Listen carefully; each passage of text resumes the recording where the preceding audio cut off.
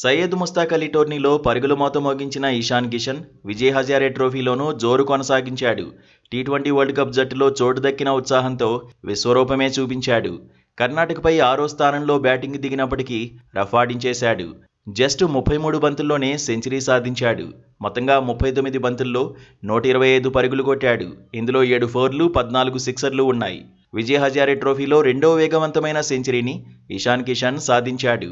అరుణాచల్ ప్రదేశ్తో మ్యాచ్లో బీహార్ కెప్టెన్ సకీబుల్ ఘనీ చరిత్ర సృష్టించాడు. 32 బంతుల్లోనే సెంచరీ సాధించాడు. విజయ్ హజారే ట్రోఫీలో ఫాస్టెస్ట్ సెంచరీని నమోదు చేశాడు. గతేడాది అన్మోల్ ప్రీత్ సింగ్ 35 బంతుల్లో సెంచరీ కొట్టాడు. ఫాస్టెస్ట్ సెంచరీల జాబితాలో ఇప్పుడు అన్మోల్ ప్రీత్ సింగ్ను ఇషాన్ కిషన్, సకీబుల్ ఘనీ దాటేశారు.